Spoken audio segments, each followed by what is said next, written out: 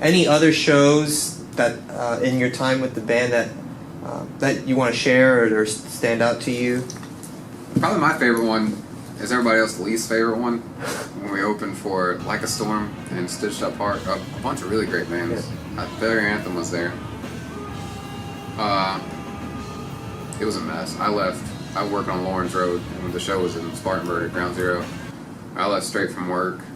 I was dirty from head to toe, and I got there, and the owner was like, I talked to the tour manager, and you guys can't go on. They don't want you going on. But then I just kind of pretend like he never said that, and when everybody else got there, we loaded stuff on. The sound guy's really cool, and I was like, hey, we're still good, right? He's like, oh yeah, you're fine. I guess the word didn't get to him. So what made it, you said that was most of the other band members' least favorite, but it was your favorite. What made it your favorite? I love sharing the stage with those guys because I've listened to Like a Storm for a long time, and meeting all those other bands and like getting their feedback on the music was really cool. Yeah. And there was a much bigger crowd. A lot of people not there just to see us. That was really cool. I think our shows out of town, I really like that because it gets us. We have to focus on the band as a whole. Like we have to get everything that we own as far as instruments and gear together, and then schedule us, all four of us, to be off work to make it. It's like a project almost. A gig out of town. It's like, there's a lot of planning that goes into that. It's really fun. I remember like the first show I ever played. I was playing drums, and Chase was playing bass, and I think Chris was on guitar at that time. And man, it was just, we threw it together so quick, and everybody was like, I think Jacob was living in Chapel Hill, and Chase was living in Charleston, and I think like as a whole, like collective, like we rehearsed like maybe one time before we did it, and it was a disaster and it did not go well.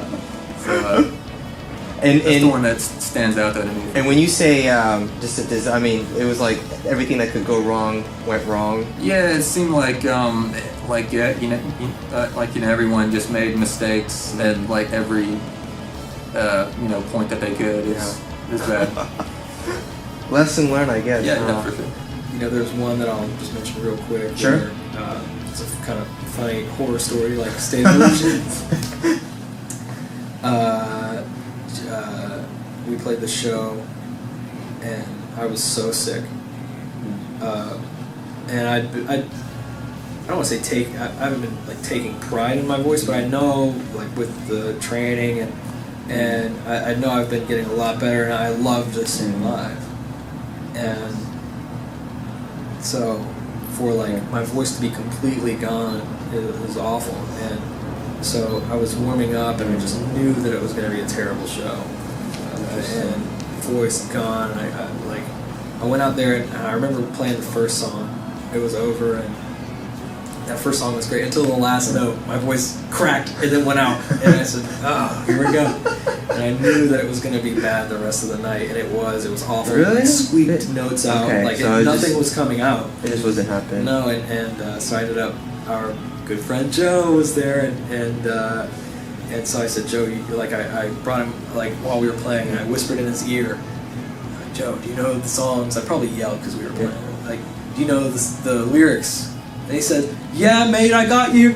And so he gets on stage, and it's awful, man. He's a phenomenal vocalist. He is phenomenal, but he didn't know the lyrics very well or the melodies, but we killed it, I loved playing guitar without singing. I loved it. And so Joe finished it off. Joe finished it off.